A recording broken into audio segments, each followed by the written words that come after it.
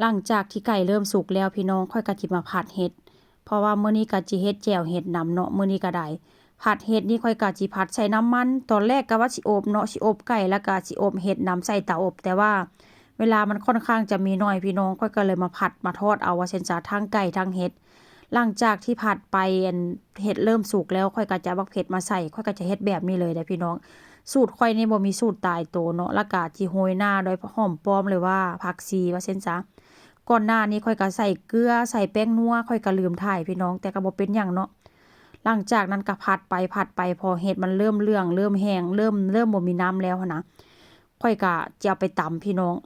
มื้อนี้ขาดอย่างเดียวเด้อเว้าไปเว้ามาก็ได้ขาดข้าวเหนียวพี่น้องเอ้ยมีแจ่วเห็ดมีทอดไก่แต่ว่าบ่มีข้าวเหนียวแต่ว่าค่อยก็สิกินกับข้าวเจ้าเอาพี่น้องแล้วก็จิมาตำโคโลเคกเล่จังซี่ล่ะเด็กๆดื้นๆก็ตำปกๆเป๊กๆพี่น้องเอ้ยดีแต่ว่าเฮือนค่อยนี้ อยู่ชั้น1บ่ได้อยู่ชั้น2ว่าซั่นซะเนาะแต่ถามว่า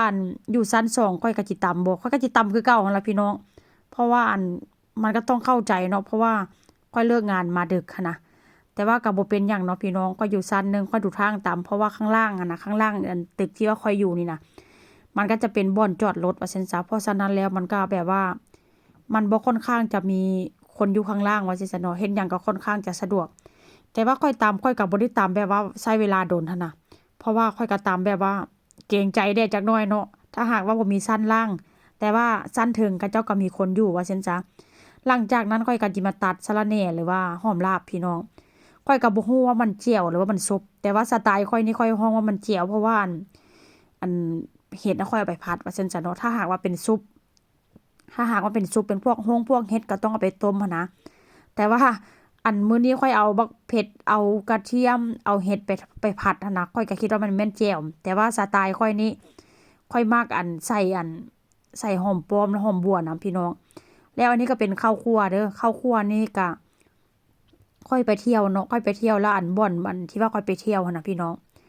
มันมีเครื่องปั่นบักใหญ่ๆว่าซั่นซะเนาะเครื่องปั่นใหญ่ข้อยก็เลย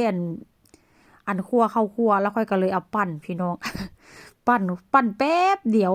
ก็ถือว่ากินได้โดนเนาะก็หลายเดือนแล้วว่าซั่นซะแต่ว่าเฮือนข้อยนี้มันก็มีอยู่ข้อยเอาไปปั้นหมูบ่แม่นข้อยดอกลูกสาว